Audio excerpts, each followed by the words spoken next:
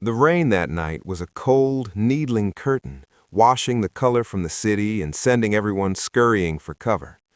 Under the narrow awning of a long-closed hardware store, Leo hunched his shoulders, trying to shrink into the shadow. He was, to the world, just a homeless man, a silhouette of misfortune, defined by his frayed layers and the single weathered backpack at his feet.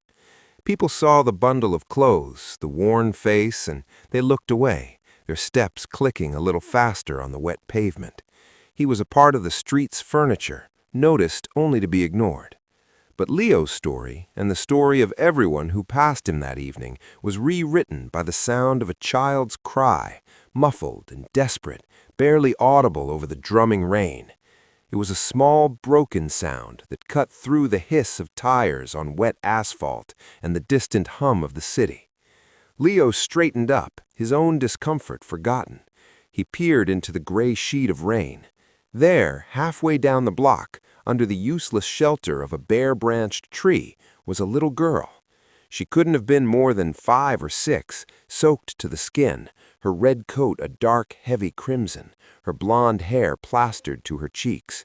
She was hugging herself, her small frame shaking with sobs she was trying to swallow. "Hello?" Leo called out, his voice rough from disuse. The girl's head snapped up, her eyes wide with a fear that struck Leo right in the chest. She took a stumbling step back. He understood. To her, he was a large, bearded stranger emerging from the shadows. He stopped moving and slowly crouched down, making himself smaller, less threatening. "It's okay," he said, his tone softening. "I won't come any closer. You're all wet. Where's your mom?" The little girl just shook her head, fresh tears mixing with the rain on her face. I lost Bear," she whimpered, "and then I lost the sidewalk." The simplicity of her confession, the enormity of her tiny catastrophe, undid something in Leo. He glanced up and down the deserted street. No one was searching, no frantic calls echoed in the rain. It was just them, this child and this man the world had forgotten. "Well," Leo said gently, keeping his distance, "my name's Leo. What's yours?" "Emma," she stammered, her teeth chattering. "Okay, Emma. Bear is very important, I can see that. But first, we need to get you out of this rain. You're freezing." He thought of the warm, brightly lit cafe 2 blocks over, the one with the kind-faced manager who sometimes gave him a stale pastry but never let him sit inside. He looked at Emma, shivering violently, and made a decision. He shrugged off his outermost coat, the driest layer he had. "Can I toss this to you? It's a bit big, but it's dry on the inside." He bundled it up and gently lobbed it to land at her feet. Warily, Emma picked it up and, after a moment, wrapped it around her shoulders. It swallowed her whole, pooling on the ground. "Now," Leo said, still crouched, "we need to find a grown-up. Is it okay if I walk with you? You can lead the way, and I'll stay right here, behind you." He pointed a safe distance back. Emma, clutching the giant coat around her, nodded hesitantly. They began a slow procession down the slick sidewalk, a tiny, soaked pioneer and a ragged guardian following several paces behind, a silent sentinel in the downpour. Every so often, Leo would softly ask, "Do you recognize anything, Emma?" Each time she'd shake her head, her confidence fading. The cold was deepening. Leo knew they couldn't wander much longer. He saw the glowing sign of the police station 3 blocks away, a beacon of official help. But the thought of handing this frightened little girl to strangers in uniform, of seeing her swept into a system, tightened his throat. He remembered being a stranger in a system. As they passed the mouth of a narrow alley, Emma suddenly stopped and let out a small, sharp gasp. She darted toward a storm drain, her little hand reaching down between the iron bars. "Bear!" she cried. There, trapped just below the grate, was a small, bedraggled brown teddy bear. Leo hurried over. He lay flat on the wet concrete, ignoring the icy water seeping into his clothes, and reached his arm through the grate. His fingers brushed fuzzy fabric. He strained, stretching until his shoulder ached, and finally hooked a paw. He pulled the sodden bear free. He shook it gently, spraying water, and handed it to Emma. She clutched the dripping toy to her chest as if it were a priceless treasure, her face transforming. For the first time, she looked at Leo, really looked at him, not as a scary stranger, but as the man who saved Bear. "Thank you, Mr. Leo," she whispered, her voice full of wonder that humbled him. In that moment, a car slowed beside them. A woman's frantic face appeared in the passenger window. Then the car screeched to a halt. The door flew open. "Emma!" A woman, her own face pale and streaked with tears, stumbled out, not even bothering with an umbrella. She sprinted through the rain and scooped her daughter into a crushing embrace. "Oh, baby. Oh, my baby. I was so scared. I turned around for 1 second at the store and you were gone."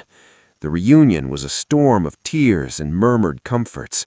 Leo took a few quiet steps back, fading toward the alley's shadow, his role complete. But then Emma wriggled in her mother's arms and pointed. "Mama, that's Leo. He saved Bear and he gave me his coat." The woman, Sarah, looked up, her eyes finally seeing the man standing in the rain. She took in his worn clothes, his kind, weary eyes, and the fact that he was now shivering without his outer layer. She stood, holding Emma, and walked toward him. You stayed with her?" asked Sarah, her voice thick. "She was lost and cold," Leo said simply, his voice a low rumble. "I just made sure she wasn't alone." Sarah's eyes welled up anew, but this time with a different emotion. "You were a guardian angel in the rain," she breathed. He insisted he get in the car. Leo hesitated, conscious of his dampness, his state, but Emma reached out a small hand and said, "Please, Mr. Leo."